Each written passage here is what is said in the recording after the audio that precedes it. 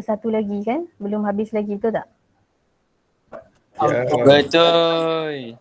Okay, so kita dah tengok up to PPC dan you all juga dah buat latihan.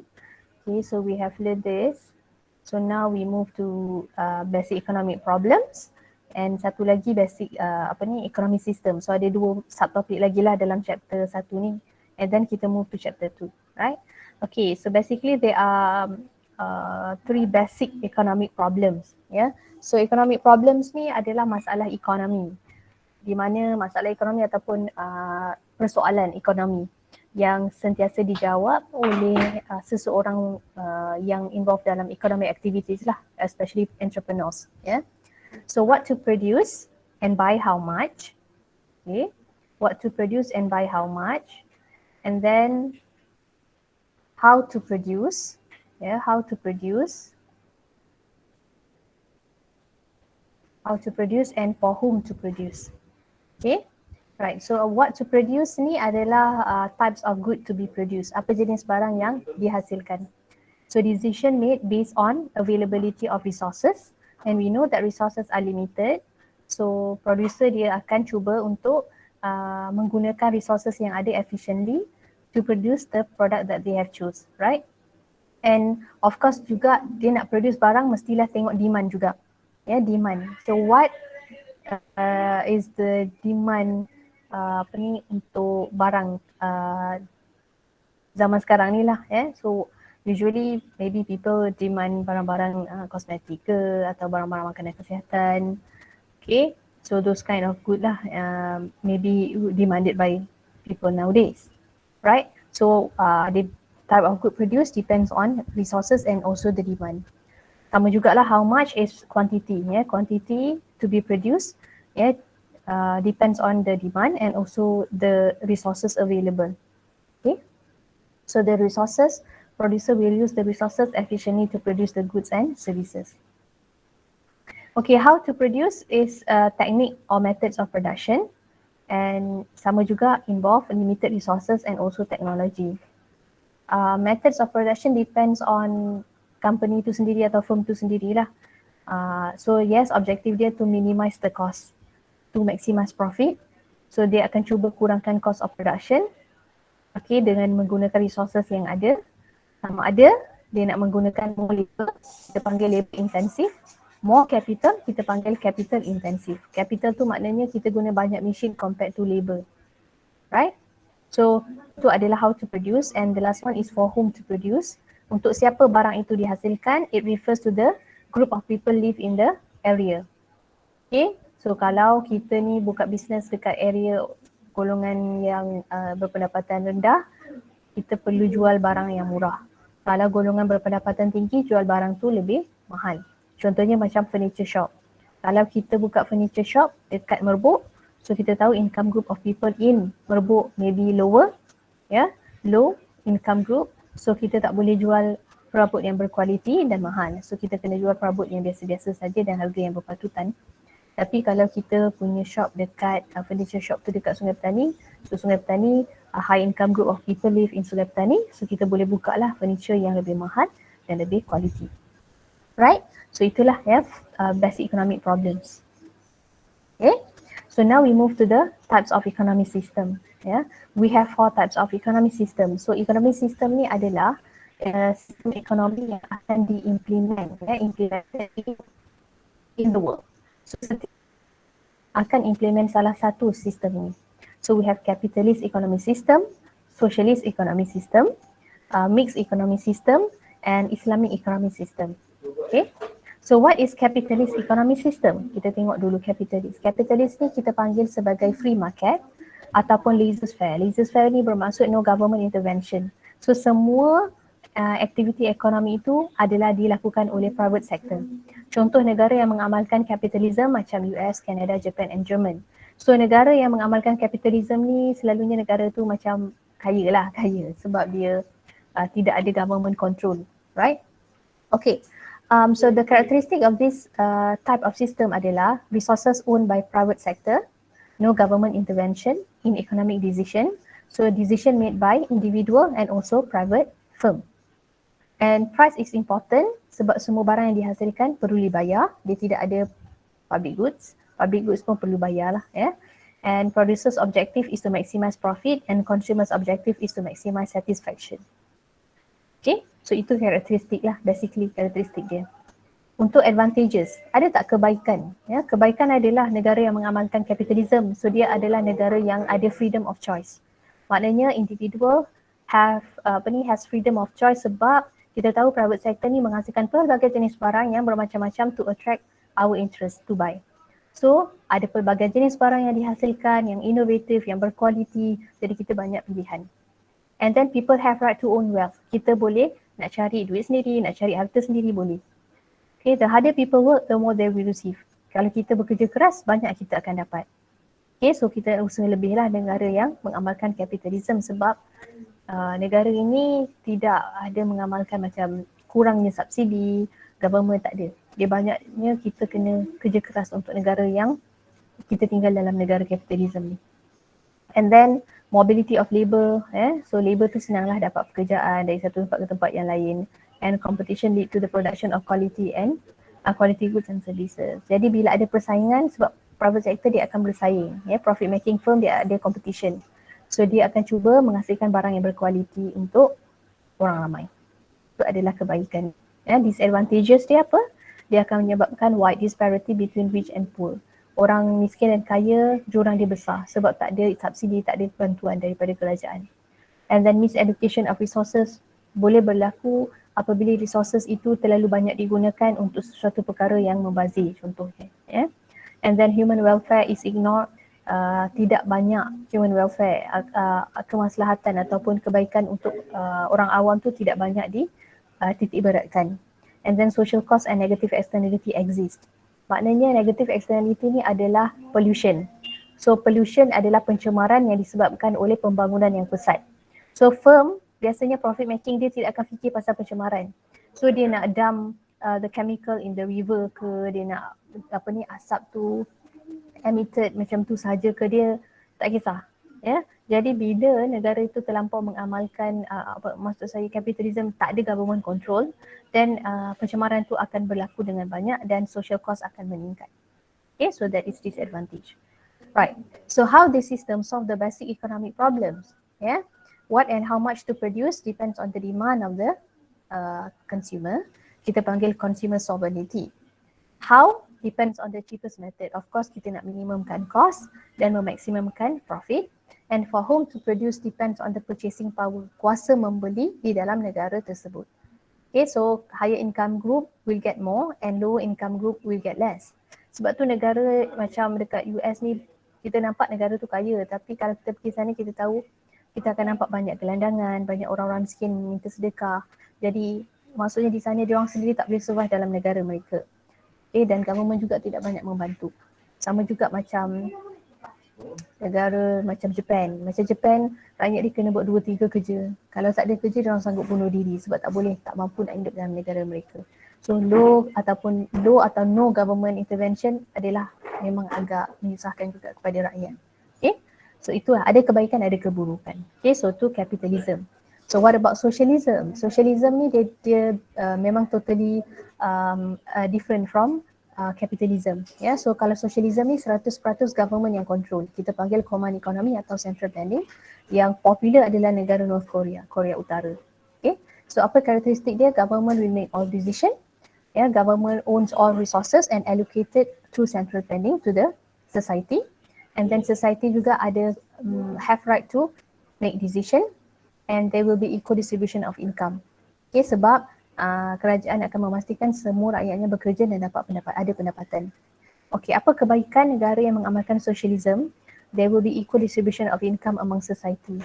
Maknanya rakyat dia pendapatan sama je lah, lebih kurang sama sahaja. Okay. Kemudian low unemployment problem, masalah pengangguran dapat dikurangkan sebab kerajaan akan memastikan semua orang akan dapat pekerjaan. And then government will provide public goods and services to society's benefit. So banyak barang dan perkhidmatan memang government yang sediakan. And inequality of income, wealth will be minimized. So jurang pendapatan, jurang antara apa orang panggil tu jurang antara miskin dan kaya tu dapat dikurangkan sebab banyak government akan bantu orang miskin ya, dan orang-orang yang mempunyai apa ni yang kaya tu mungkin akan will not be ignored lah. Kedua-dua kaya dan miskin akan government akan serve. Alright. Okay, apa keburukan, disadvantages dia? Consumer have no freedom of choice sebab government yang provide everything. So kita tak boleh buat pilihan kita. Workers have no incentive to work hard because they receive almost an equal amount of income. Jadi pendapatan lebih kurang sama, jadi mereka kurang motivasi nak bekerja dengan lebih keras lagi. So absence of competition lead to the fewer foreign direct investment. Jadi bila tak ada competition, produk yang dihasilkan pun biasa-biasa sahaja. Jadi susah nak attract negara luar untuk invest dalam negara kita. Ya, kalau kita mengamalkan socialism. And then technology inferior, kurangnya teknologi, dan price system does not operate because there is no demand and supply. Tak ada demand and supply, semuanya government yang tentukan. So tak ada market ataupun tak ada price tu tidak berlaku lah. Market demand and supply tu tidak berlaku. Okay, alright. Okay, so how this system solve the basic economic problem? So everything will be controlled by government through central planning, and government will decide methods of production with cheapest method, and government will serve basic needs first and luxury goods later. Okay, kalau kita ambil contoh macam Korea Utara, negara yang mengamalkan socialism ni sepatutnya negara itu adalah lebih aman, ya, sebab government yang control everything. Tetapi bila biasalah manusia mempunyai kuasa, so jadinya mereka menjadi kuku besi lah, kita panggil diktator macam North Korea. Terus mereka memang tumpu kepada military goods sahaja, barang-barang military, kimia lah, bahan kimia, nuklear, atom. So negara tu memang dia punya presiden dia agak teruk lah, ya, teruk sebab rakyat dia susah, ya, rakyat dia dikerah jadi askar, dikerah buat macam-macam kekerasan, tetapi bantuan diberikan tu sedikit. Okay, so memang sepatutnya socialism ni lebih baik lah, negara tu agak baik. Tetapi apabila control by government tu dalam 100%, so negara tu tidak bagus juga. Dia kena ada juga private sector lah, ya. Okay, so the third economic system is Madam, yeah.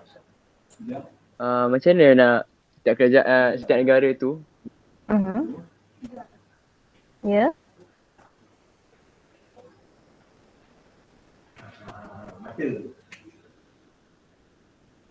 Ya, apa soalan tadi?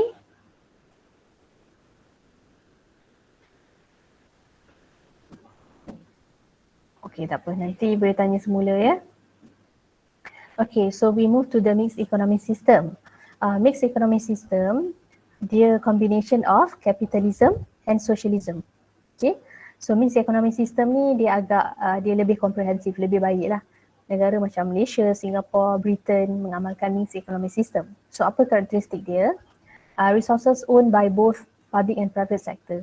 Jadi sumber itu dia owned by both private and public sector. So government will provide public goods, hospitals, schools, and then public transportations and so on. And government and private sector will produce variety of goods and services. Okay, so individual and firm free to own wealth, and they need to pay tax to the government. And so everyone is actually play their role in in making economic decision. Okay, so apa kebaikan dia? There will be variety of goods and services, and private sector will provide bermacam-macam barang, and government will provide public goods. Okay, jadi dekat Malaysia contohnya lebih banyak facilities yang kita ada. Kita ada, kalau kita sekolah tu ada government school, ada private school, ada international school. So untuk hospital ada government hospital, ada private hospital. Jadi kita ada banyak pilihan lah, sama ada kita nak pergi private hospital, nak pergi government hospital. So ikut kita, kalau berduit pergi private, kalau tak ada kita pergi government, ya. Yeah? And therefore the economic activity will be more stable and organised. Sebab sometimes semua barang tidak boleh dihasilkan oleh kerajaan kerana kekangan bajet. Jadinya itu yang diperlukan private sector. So private sector dia boleh invest, berikan duit bajet kepada kerajaan untuk mendirikan sesuatu bangunan dan sebagainya. Contohnya menara berkembar Petronas. So menara berkembar Petronas and then menara tertinggi di dunia. Kita pernah jadi Malaysia kan, pernah jadi mempunyai menara tertinggi di dunia. Tidak menggunakan duit kerajaan. Jadi pada ketika itu Perdana Menteri kita tu masa tu Dr. Mahathir Mohamad, dia memang mengajak investor daripada private sector untuk invest, berikan duit untuk mendirikan bangunan tersebut. Jadi tak guna langsung duit kerajaan, tetapi investment itu ada pulangan lah. So adalah pulangan-pulangan yang diberikan kepada investors, right? So itu yang kita kata lebih baik negara yang mengamalkan this mixed economic system, okay? And then there will be narrow gap between the rich and poor. So orang miskin akan dia dapat bantuan daripada kerajaan, okay? Government bagi macam BRIM, government bagi BPN, macam-macam government bagi bantuan, ya, subsidi dan sebagainya. And then social cost will be minimized.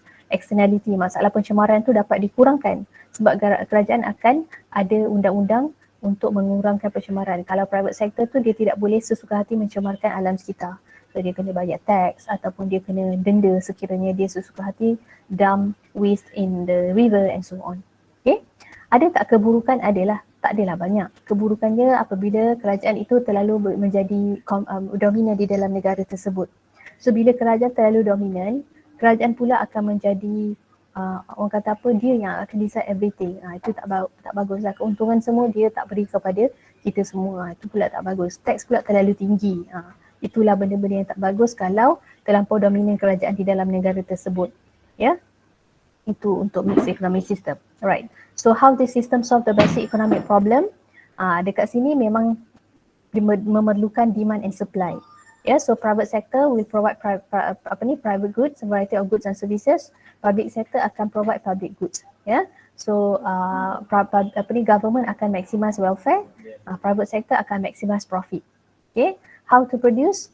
Digunakan efficient method, least cost, and government will enact law to combat inefficiency from negative externality. So dengan adanya pencemaran, so government nak buat apa? Government akan create undang-undang untuk mengurangkan masalah pencemaran. And for whom to produce depends on the need of the society and also income distribution. Jadi orang yang tidak berkemampuan pun boleh nak enjoy, maksudnya boleh dapat services hospital, schools and so on. Dan orang-orang yang berada boleh juga dapatkan pelbagai jenis barang private. Okay, so itu adalah untuk mixed economic system, right? And the last one is Islamic economic system. Islamic economic system ni is the most comprehensive system at all. Okay, as compared to inilah yang lain, ya.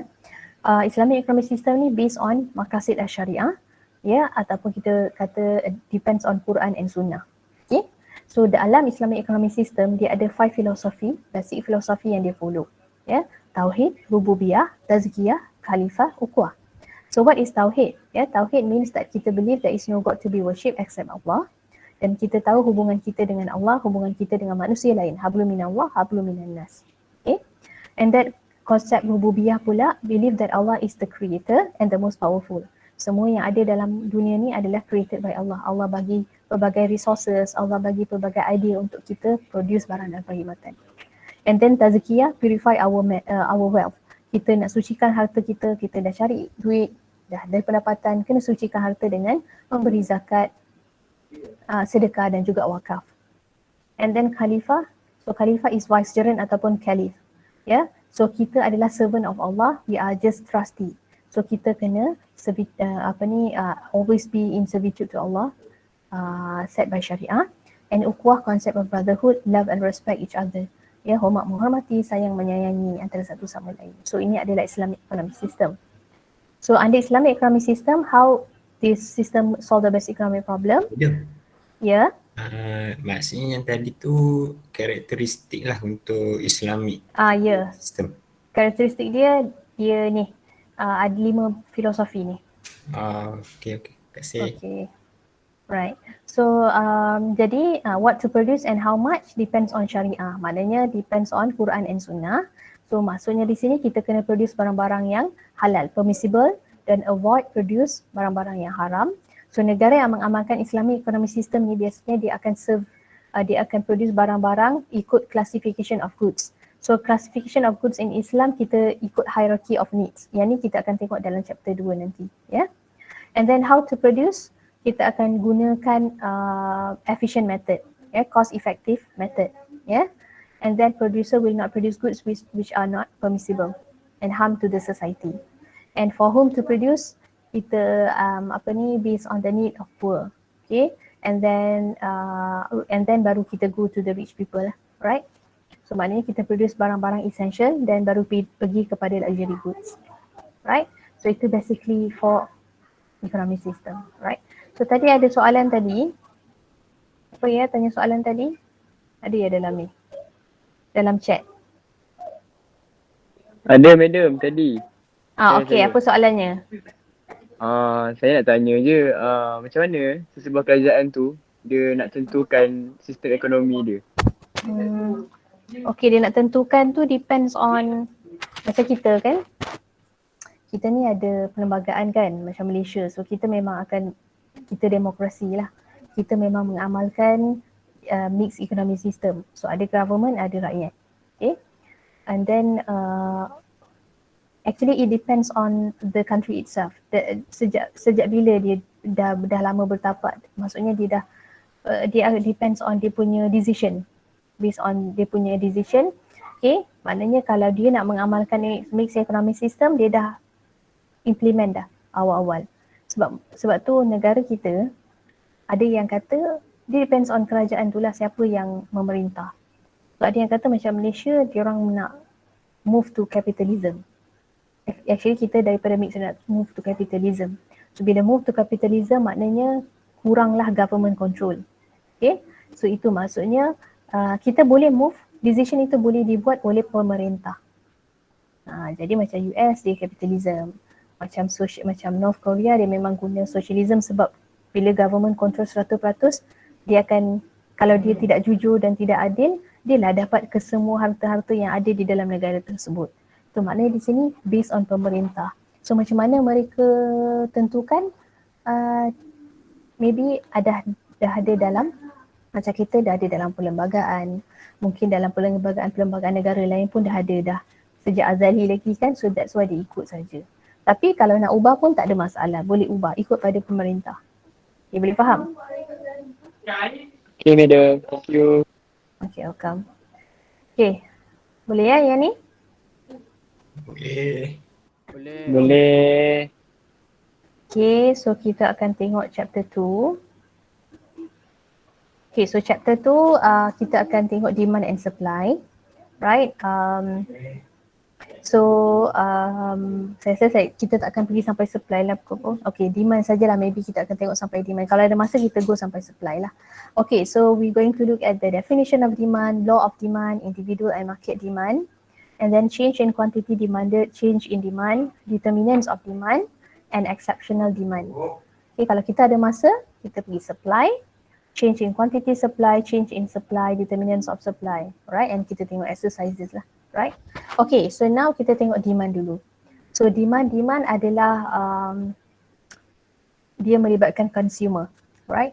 So demand is the ability of consumer, ability and willingness of consumer to purchase goods and services in a given period of time at particular price ceteris paribus.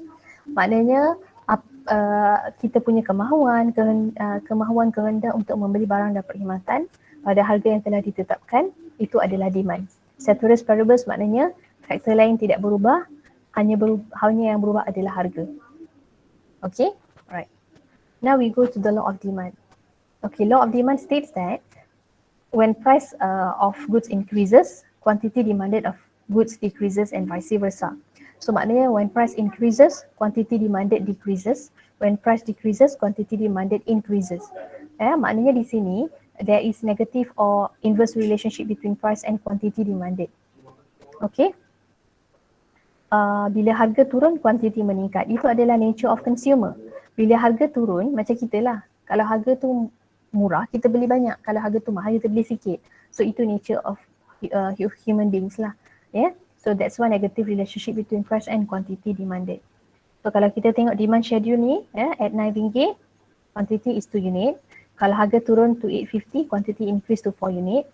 Price reduce to 8, quantity increase to 6. Maknanya bila price reduce, quantity increase. Bila price increase pula, quantity reduce. Contohnya daripada 7 to 750, quantity increase reduce from 10 to 2. Yeah. Madam tak present slide kan? Oh, okay, tak present lagi Okay, sorry. Ingat saya dah present tadi. Okay, nampak tak? Nampak.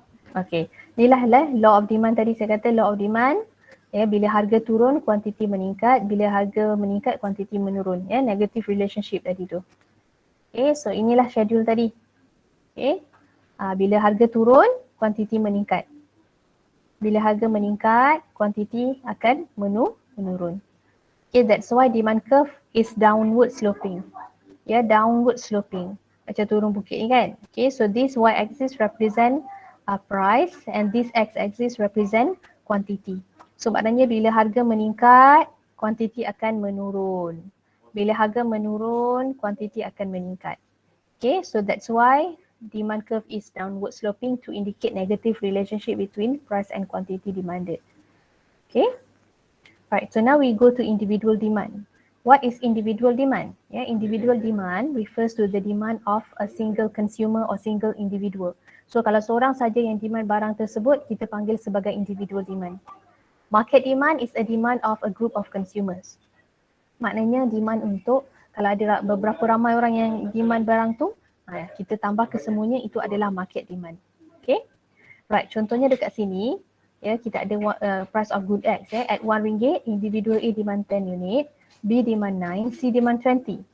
Okay, so ini individual demand. So kalau kita nak dapatkan market demand, kita kena tambah ketiga-tiga ni. 10 tambah 9 tambah 20 jadi 39.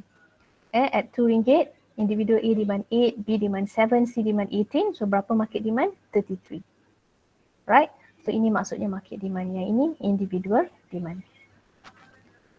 Okay, now we move to the difference between change in quantity demanded and change in demand. Okay, so ada perbezaan antara change in quantity demanded dengan change in demand. Okay, so change in quantity demanded, kita akan lihat ada satu curve sahaja. Okay, movement along the same demand curve, right? So pergerakan, ya, perubahan itu berlaku dalam demand curve yang sama, pergerakan dalam demand curve yang sama. And it is the change is due to the change in the price of the same good. Bila harga barang itu sendiri berubah, kita kata change in quantity demanded. Yeah, other factors constant. Contohnya, when the price of pen increases, the quantity demanded of pen decrease. Yeah, when the price of handphone increases, the quantity demanded of handphone decrease. When the price of Honda Civic decreases, the quantity demanded of Honda Civic increase. Maknanya bila harga barang itu yang berubah, kita kata change in quantity demanded, movement along the same demand curve. Okay. So upward movement, ya, pergerakan ke atas bermaksud price increase, quantity demanded decrease, kita panggil sebagai contraction. And downward movement kita panggil sebagai expansion sebab price reduce, quantity demanded increase. So ini adalah change in quantity demanded. Okay, what about change in demand? Kalau change in demand, it is a shift in the demand curve, shift of the demand curve.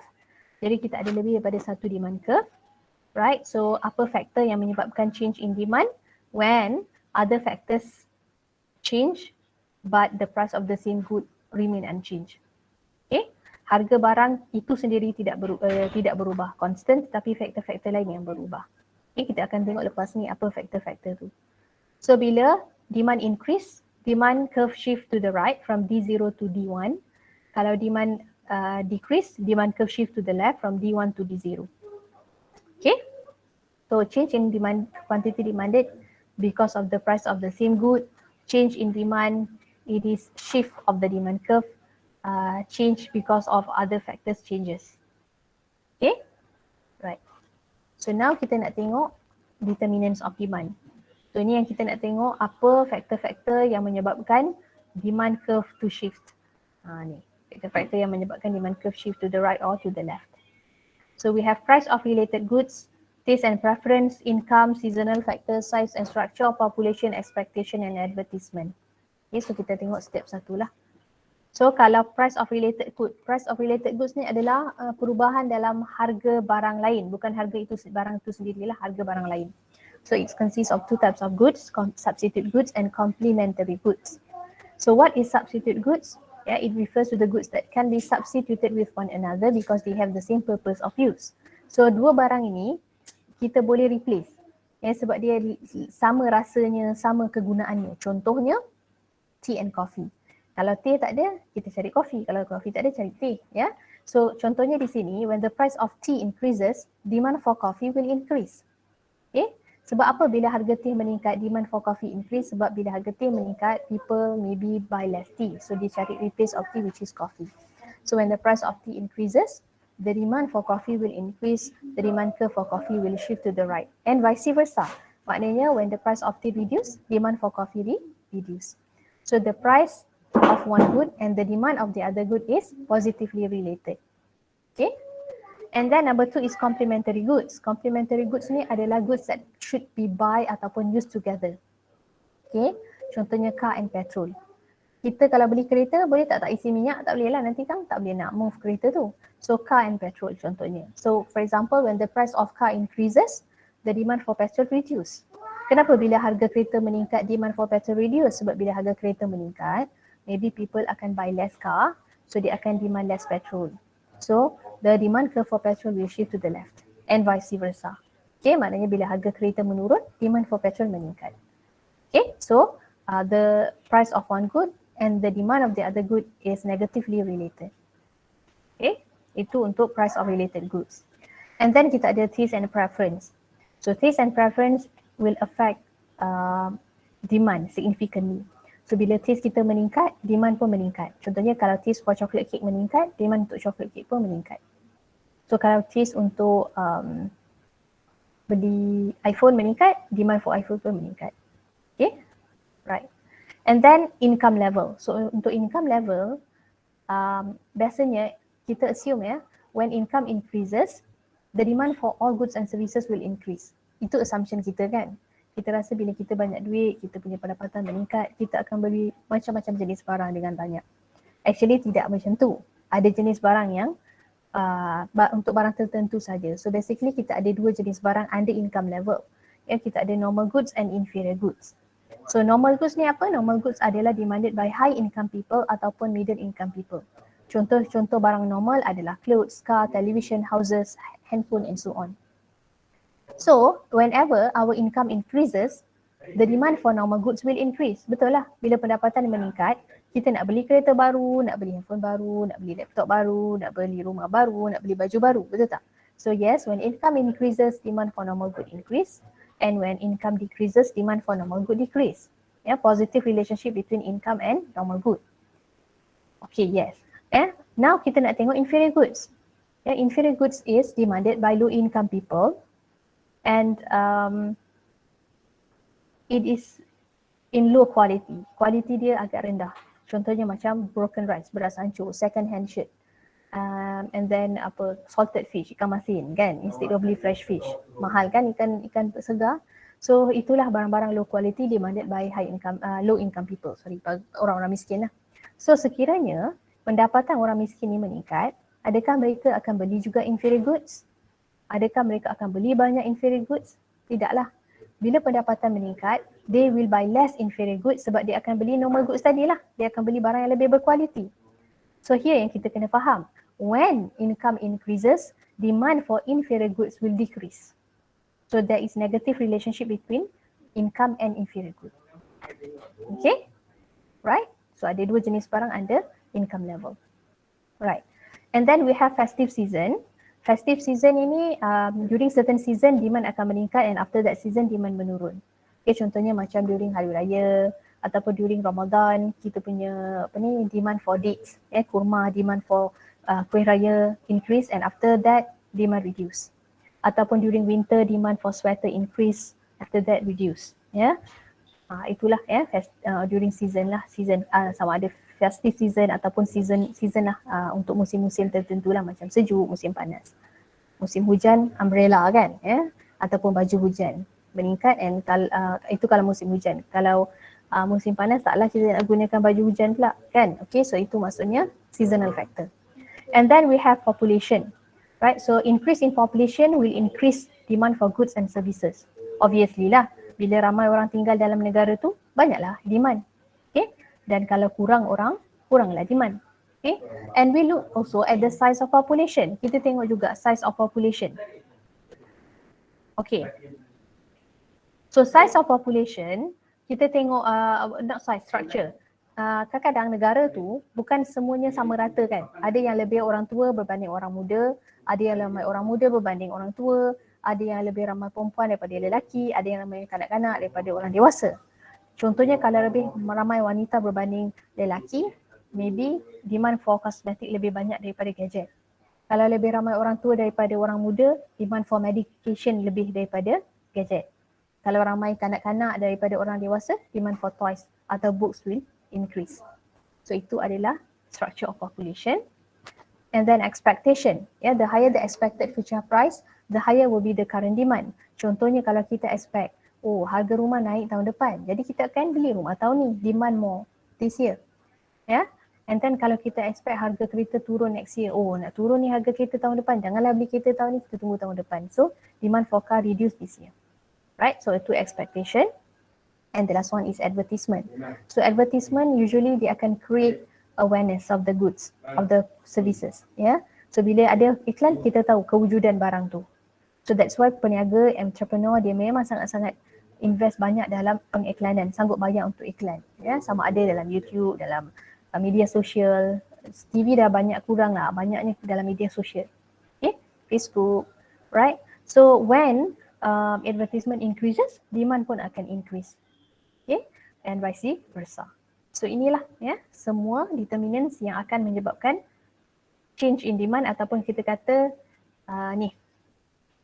shift of the demand curve.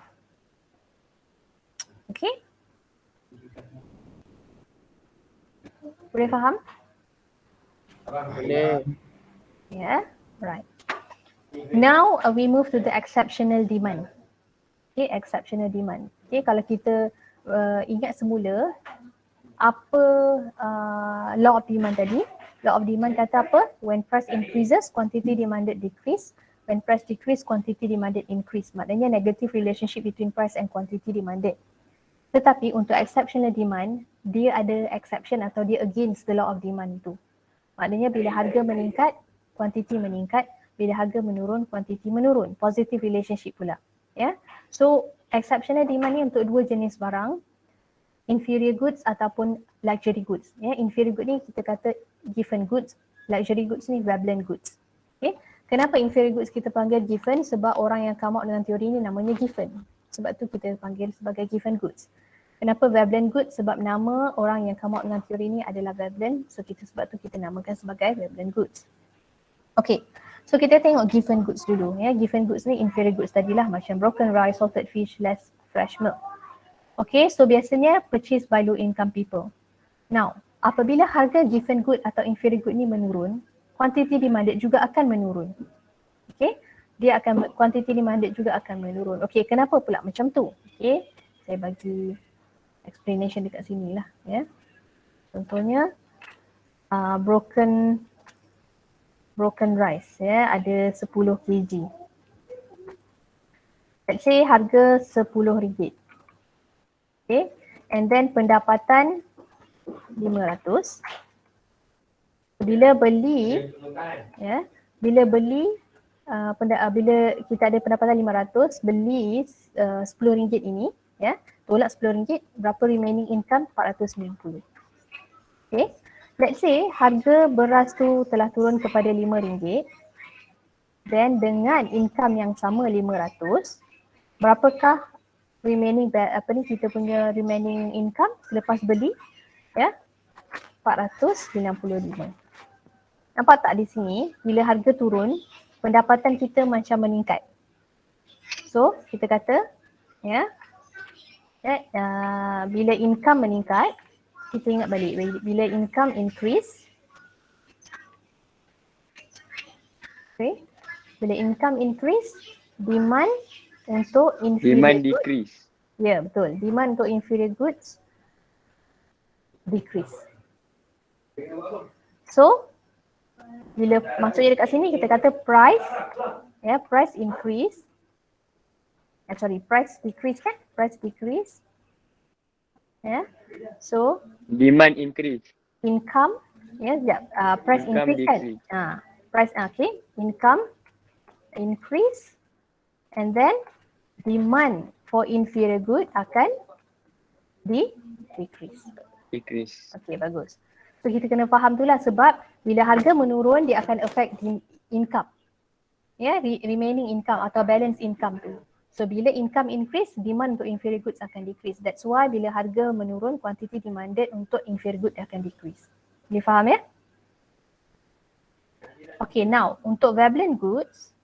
Okay, untuk Veblen goods. Okay, untuk Veblen goods pula adalah luxury goods. Ya. So kalau rich people, ya, kalau rich people biasanya dia akan demand barang itu, lebih mahal barang tu lebih banyak demand. Ya, lebih banyak demand, lebih mahal barang lebih banyak demand. Okay. So usually macam barang-barang antik, jewellery, okay, kereta-kereta mahal, ya. Jadi bila barang-barang ini mahal untuk menunjukkan status mereka, mereka akan beli banyak. Ini orang-orang kaya punya sikap lah kan, ya. Macam jewellery, diamonds, macam handbag yang mahal-mahal. So when the price increases, yeah, they will demand more for luxury goods. So teori ni kita panggil sebagai Veblen goods, right? So when price increases, quantity demanded increase. Okay, boleh faham? Boleh. Boleh. Alright. So kalau boleh faham tu, semua dah ada graph paper ke? Dah. Okay. So saya nak tolong buat exercise 1. Sekarang. Saya bagi dalam 10 minit kot. Cukup kot ya. So ada graph paper, tolong plot the demand curve on the graph paper. Okay, so lukis atas graph paper. Harga berada di y-axis, quantity berada di x-axis. Okay, so bila lukis demand curve, kita tahulah downward sloping. Right? Okay. And then number 2, jawab number 2 pula, what is the effect of increase in income on normal goods and inferior goods? Jadi bila income meningkat, apa jadi kepada normal good? Naik ke turun? Kalau income meningkat, apa jadi pada inferior goods? Meningkat ke menurun? Yeah? And number 3, if there is increase in the price of tea, what is the effect on the demand for coffee? So bila harga teh meningkat, macam mana dengan demand for coffee? Okay, so bila harga meningkat, tea and coffee ni adalah substitute goods. Bila harga meningkat, ya, demand for coffee menaik ke menurun? Okay, so explain sedikit. Boleh? So saya bagi masa dalam 10 minit macam tu. Boleh ya? Boleh.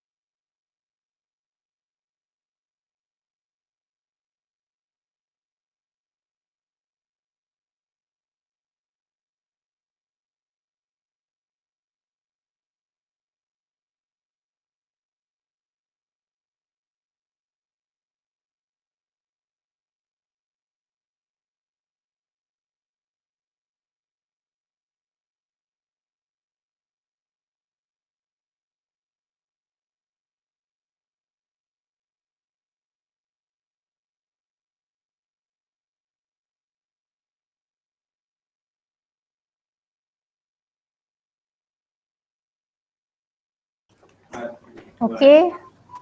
Dapat tak? Dapat. Senang je kan? Dapat.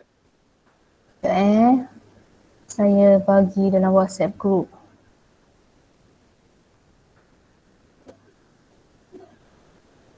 Okay, so itulah. Kalau you all dapat yang sama, betul lah ya. Saya dah WhatsApp group, saya dah bagi dalam WhatsApp group macam mana nak lukis tu ya. Okay, so what is the effect of increase in income level on normal good? Jadi kalau income increases, the demand for normal good will increase. Okay, when income increases, the demand for inferior good will decrease. Okay, so when the price of tea increases, the demand for coffee will increase. So awak kena cakap jugalah demand curve dia. Ya, kalau price of tea increase, demand for coffee increase, the demand curve for coffee will shift to the right. Okay, so macam itulah. Ya, simple aja. Okay, boleh tak? Boleh. Boleh. Boleh. Okay, bagus. Semangat lagi ni kan. Okay, now we move to supply lah. Kita ada masa lagi. Kita move to supply. Okay, supply pula. It's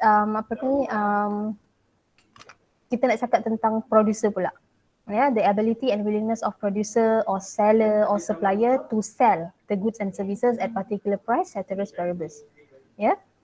So harga yang ditetapkan, berapa banyak yang seller atau producer nak sell. Okay. Okay, so law of supply states that when price increases, quantity supplied increase. When price decreases, quantity supplied decrease. Okay, there is a positive or direct relationship between price and quantity supply. Okay, sebab apa bila price increase, quantity supply increase? Sebab producer nature dia nak increase profit. So bila nak increase profit, bila barang tu mahal dia jual banyak. Kalau barang tu murah dia jual sedikit. Okay, untuk increase profit dia. Right. So here kita tengok supply schedule. So bila price reduce from 9 to 850, quantity reduce to 10 to 8 unit. So price reduce, quantity reduce. Price increase, quantity increase. So that's why the supply curve is upward sloping. To indicate positive relationship between price and quantity supplied. So when price increases, quantity supplied increase. When price decreases, quantity supplied decrease. Macam naik bukit lah, mendaki bukit. Okay, macam demand tadi turun bukit. Kalau supply ni mendaki bukit macam tu. Okay. Alright. Individual supply and market supply sama juga macam demand. Individual supply is a supply of a single producer. Seorang saja supply. Kalau market supply is a supply of a group of producer. Ramai-ramai lah, banyak-banyak yang supply. Ramai supplier or seller kita panggil sebagai group producers, market supply.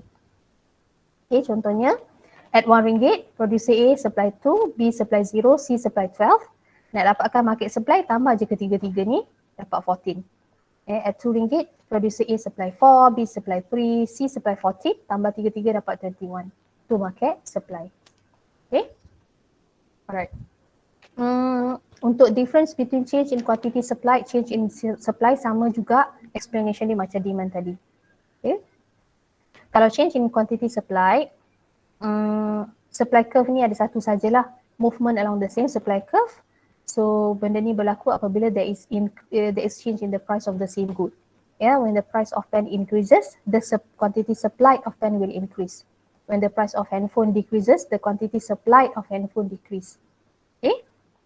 Downward movement represent contraction di mana price reduce, quantity supplied reduce. Kalau upward movement dinamakan sebagai expansion. Bila price increase, quantity supplied increase. Okay. Right. Change in supply pula is the shift of the supply curve caused by the change in other factors. Price of the same good remain unchanged. So bila faktor-faktor lain berubah, supply pun akan berubah. Kita panggil sebagai change in supply. So bila supply increase, supply curve shift from left to the right lah, maknanya shift to the right. From SO to S1. Dan kalau supply decrease, supply shift to the left from S1 to S2. Okay. Right, so ini adalah changes ataupun dia adalah differences between change in quantity supply and change in supply. Right. So now kita nak tengok apa faktor-faktor yang menyebabkan supply curve to shift. Yang kita panggil sebagai determinants of supply. Okay. Kita ada ni lah. Price of factors of production, price of related goods, technology, number of seller, government policy and expectation. Okay. So kita tengok price of factors of production.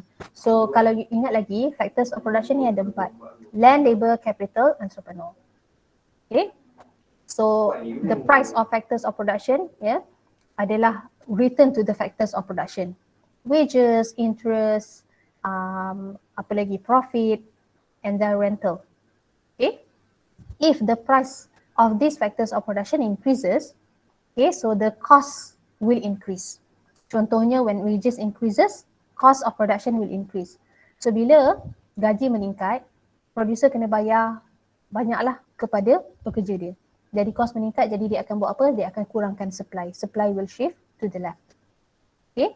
Ataupun kalau rental payment reduce, cost menurun, jadi supply akan jadi will be more. Supply curve shift to the right. Okay. And then we have price of related goods, we have substitutes and complementary good. Substitutes kita panggil juga sebagai competitive supply, complementary goods sebagai joint supply. Okay, so kita tengok substitute goods, the supply of one good will decrease if there is increase in the price of substitute product. Contohnya Pepsi and Coke. So when price of Pepsi increases, so the supply of Coke will decrease. Sebab bila harga Pepsi meningkat, supplier akan supply lebih banyak Pepsi. So dia akan kurangkan Coke. Jadi when the price of Pepsi increases, the supply for Coke will decrease. The supply curve for Coke will shift to the left and vice versa. Okay, complementary pula, kalau there is increase in the price of good, the supply of complementary good will increase. Contohnya pen and ink, sebab barang ni kena beli together kan. So when the price of pen increases, the supply of ink will increase. Positive relationship between price of one good and the supply of the other good. Okay, alright. And then kita ada teknologi. Teknologi ni adalah actually teknologi ni dia akan membantu production process. So tidak perlu banyak menggunakan labor. So bila teknologi increases, the cost will reduce. So bila technology increase, cost reduce, supplier can supply more goods and services, so the supply will shift to the right, and vice versa. Okay, number of producer or seller, obviously kalau number of seller, producer bertambah dalam market, the supply of goods and services will also increase and vice versa. And then we have government policy. Government policy consists of indirect taxation and also subsidy. Okay, untuk indirect taxation, biasanya tax ni ada 2 jenis. Satu income tax, iaitu direct tax, dan satu lagi indirect tax. Kalau direct tax tu adalah income tax, maknanya gaji kita, pendapatan kita dah cecah beberapa ribu, kita kena bayar tax. Tapi kalau indirect tax ni adalah tax on expenditure, maknanya producer kena bayar, consumer kena bayar, sales and service tax tu. So when tax increases, producer kena bayar banyak kepada government lah, cost dia meningkat. So bila cost meningkat, dia akan supply less. Supply curve shift to the left and vice versa. Okay, subsidi pula the opposite of tax. Subsidi adalah bantuan yang government berikan kepada producer. Okay, kalau agriculture sector, bagi bantuan pada farmer dalam bentuk apa? Baja, fertilizer, pesticides. So when government give subsidi, cost reduce, jadi supply akan jadi lebih banyak, jadi supply curve shift to the right. Okay. And then expectation, the higher the expected future price, the smaller will be the current supply. Okay, contohnya kalaulah producer to expect price of house will increase next year, so dia akan supply less house this year. Kalau dia expect price of car decrease next year, dia akan supply more car this year. Okay, so to expectation. So inilah faktor-faktor yang akan menyebabkan supply curve to change, ataupun kita kata shift of the supply curve. And the last one is exceptional supply. Okay, exceptional supply, dia against the law of supply. Kalau law of supply kata apa? Price increase, quantity supply increase. Price decrease, quantity supply decrease. Okay, tapi kalau exceptional supply, price increase, quantity supply decrease. Against the law of supply. Okay, so this happens in the labor market and it is called as backward bending supply curve. Right, so you all boleh tengok textbook, page 62. Ataupun, saya ada gambar.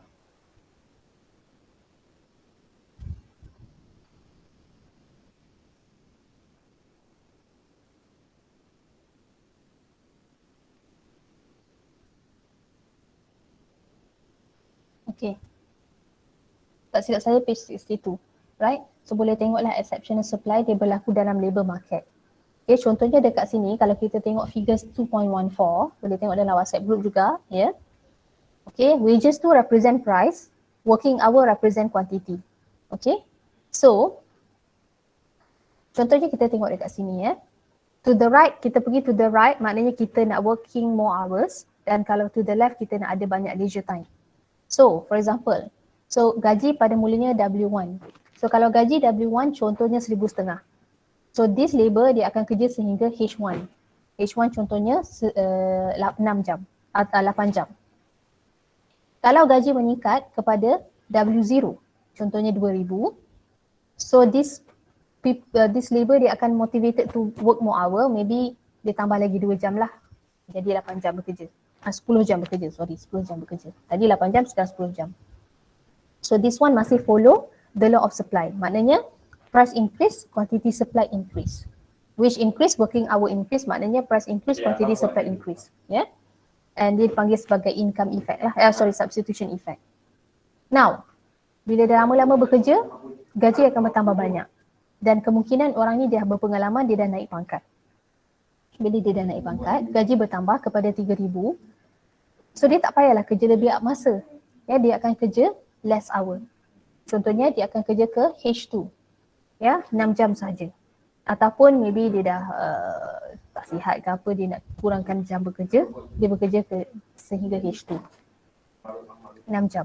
Okay? Jadi di sinilah berlakunya backward bending supply curve, di mana wage increase, working hour less, ya, working hour reduce. Maknanya price increase, quantity supply decrease. Right? So this is how exceptional supply works dalam labour market. Okay, boleh faham? Okay. Last kali, you all boleh buat exercise tu. Sama juga plot the supply curve and then jawab soalan 2 dengan 3 lah. If wage increases, what is the effect on the supply of cloth? And if technology of car improves, what will be the effect on the supply of car? Right? Boleh buat, nanti saya akan share dia punya ni lah. Diagram dia tu. Okay? Baik, madam. Baik, madam. Ada soalan tak nak tanya? Takatlah, tak ada. Tak ada. So Tak okay ada, lah ya? madam. Okay. So semua faham ya? Faham. Faham. Okay, bagus. Kalau faham, setakat itu sajalah untuk hari ini. Okay, thank you so much for your time. InsyaAllah kita jumpa hari Khamis ya? Ya. Yes, Kamis. Ya, madam. Alright. Okay, thank you so much. Assalamualaikum. Thank you, madam. Salam. Thank you, madam. Welcome. Thank you, madam. Salam. Thank you, madam. Welcome. Bye.